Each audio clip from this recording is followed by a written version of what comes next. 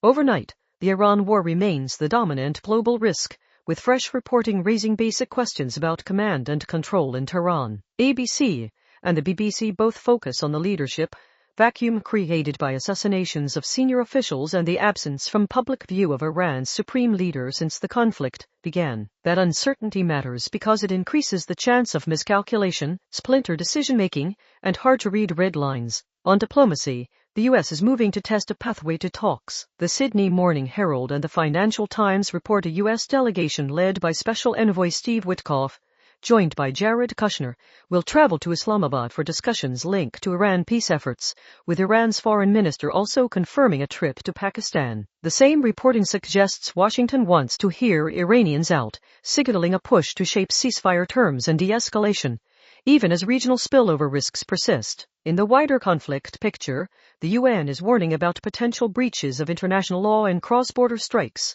and rocket fire involving Israel and Lebanon, according to Al Jazeera. Separately in Europe, Kosovo's court has jailed 3 Kosovo Serbs over the 2023 Banjska attack, with 2 receiving life sentences, underscoring ongoing instability in the Balkans. On the global economy and markets, a key U.S. institutional development, U.S. prosecutors have dropped a criminal probe into Federal Reserve Chair Jerome Powell, reported by the Financial Times and the BBC. That removes a political and legal overhang around the Fed leadership at a time when rate expectations and credibility are central to global financial conditions. The Financial Times also flags a broader shift in the world economy.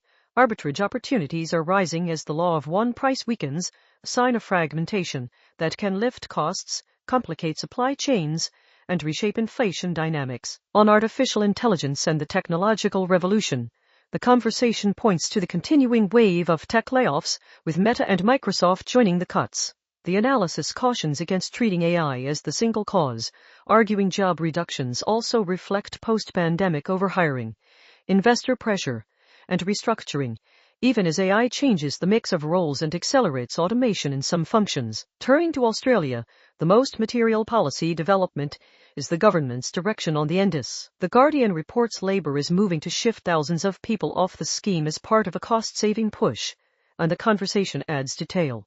Eligibility is set to be assessed more on functional capacity rather than diagnostic labels, with the government aiming to reduce participant numbers by 160,000 over 4 years. This will be a major implementation task for the Australian Public Service, with high stakes around assessment consistency, appeals, and service continuity. In the energy transition, the Sydney Morning Herald reports anger over proposed rule changes from the energy market rulemaker that advocates say could slow household battery uptake after governments spent billions encouraging installations. If the change proceeds, it could affect consumer payback periods and the pace of distributed storage growth. Other notable national issues include a potential mouse plague affecting parts of Western and Southern Australia, according to the conversation, which could hit farm production and costs if it escalates. On the Australian share market, there's no specific market move reported in today's material, but watch for local sentiment to track Iran war headlines, U.S. diplomatic signals, and any shift in global rate expectations following the Powell probe decision.